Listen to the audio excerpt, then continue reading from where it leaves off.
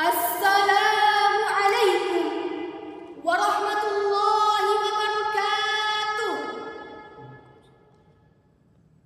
Alhamdulillahilladzi ja'ala al-Islam dinan wa ja'ala al-Qur'ana imama wa ja'ala Rasulullah sallallahu alaihi wasallam uswatan hasanah wa lil alamin rahmah wa ja'ala al-Indonesia tauladan mustaqim la bi Pancasila khassa wa bi undang-undang dasar asasa wa min Sabang ila Merauke wa Aceh porak-poranda di gelombang tsunami wilayah wa kilometer wa BBM rakyat resah wa gelisah wa min omnibus law la'alla baldakum thayyibah amma ba'du.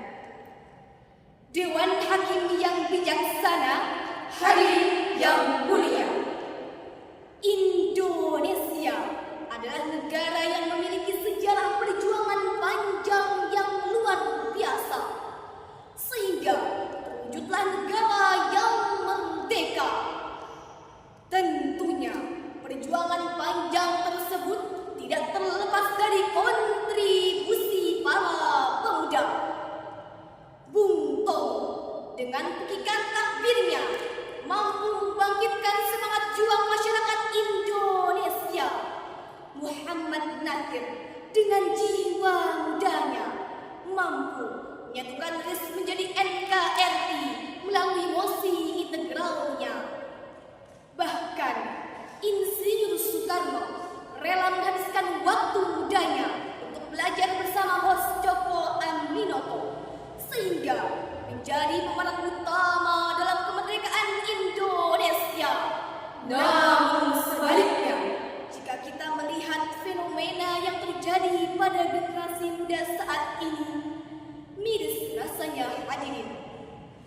Masyarakat Indonesia umumnya dikenal sebagai masyarakat yang ramah, santun, dan menjunjung tinggi nilai moral. Namun tak dapat dipungkiri, citra tersebut kerap kali tercoreng akibat ulah tindak kekerasan perundungan hingga perilaku seksual remaja yang terjadi. Tercatat data dari Kemen PTPA bahwa kekerasan remaja Indonesia tembus 8.000 kasus pada tahun 2024.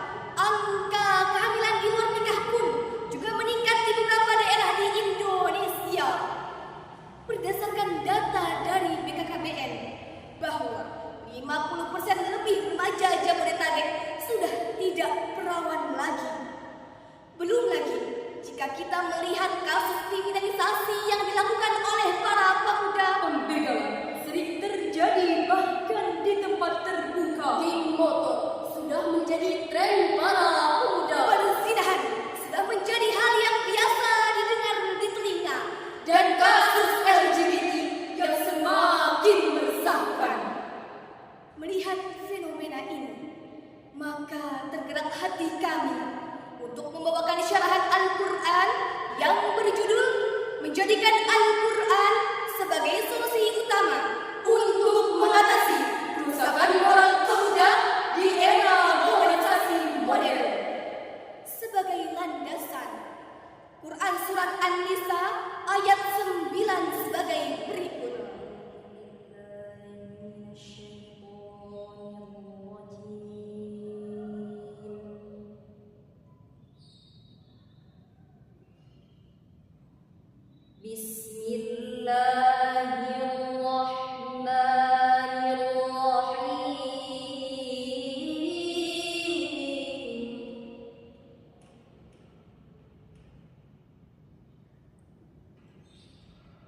وَلْيَخْشَ الَّذِينَ لَوْ تَرَكُوا مِنْ خَلْفِهِمْ ذُرِّيَّةً ضِعَافًا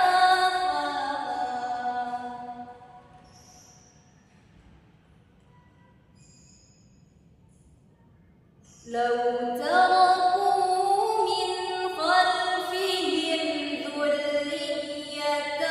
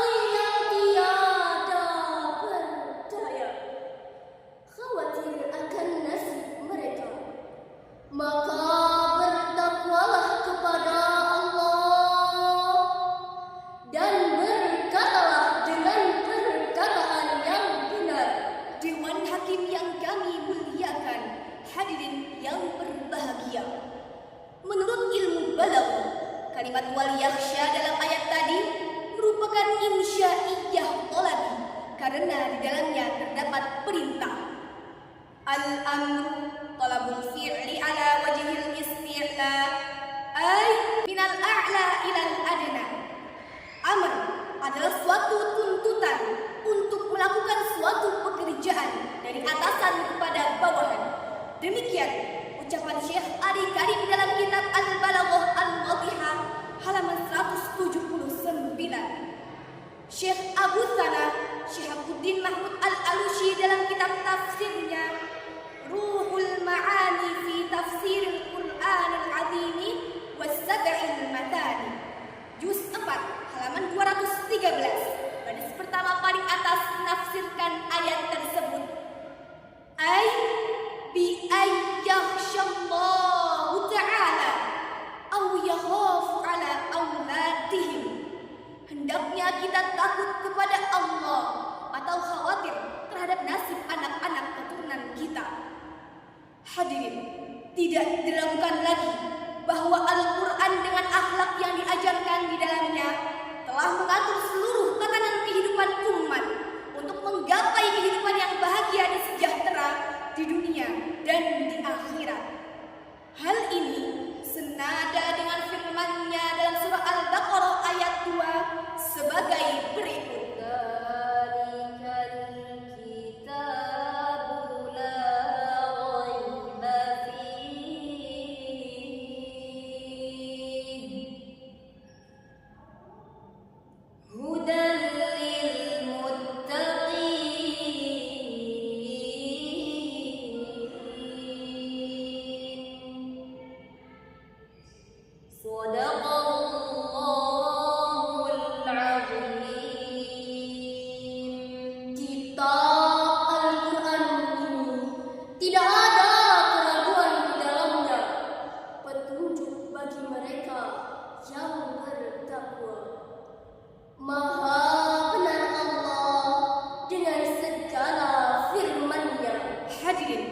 Profesor Dr. Quraisyihat dalam tafsirnya Al-Misbah volume 1 halaman 86 menjelaskan bahwa ayat ini secara tegas menunjukkan bahwa Al-Quran adalah kitab yang sempurna, tidak ada keraguan di dalamnya, yakni terhadap kandungan dan kesempurnaannya, serta berfungsi sebagai petunjuk bagi seluruh manusia.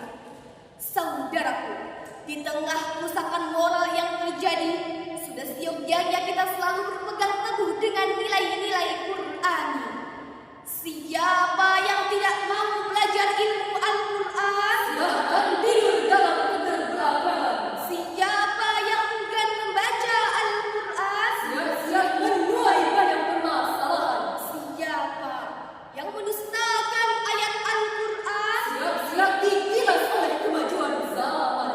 Dengan demikian, kami mengajak kita semua untuk menyadarkan para pemuda tentang pentingnya mengaplikasikan akhlak Qur'ani di era globalisasi ini. Karena akan bagaimana nasib Indonesia yang akan datang 10 tahun, 20 tahun, bahkan ratusan tahun yang akan datang, pemuda jawabannya. Bahkan Insinyur Soekarno pernah mengatakan, "Beri aku 1000 orang tua, niscaya akan kucabut seluruh dari akarnya. Beri aku 10 pemuda, niscaya akan kugoncangkan dunia." Maka ingat hadirin, pepatah mengatakan, "Syubbanul yaum rijalul ghad."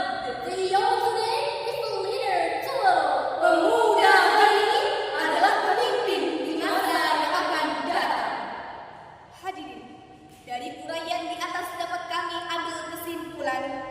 Pertama, maju mundurnya suatu bangsa dan negara itu terletak di tangan pemuda. Jika pemudanya baik, maka negara akan baik.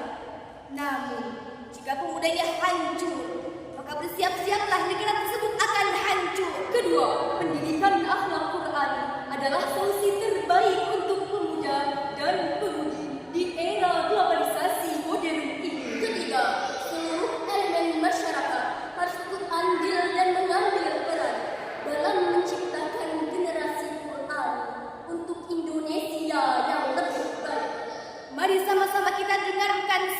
syair untuk penyemangat kita, khususnya para pemuda.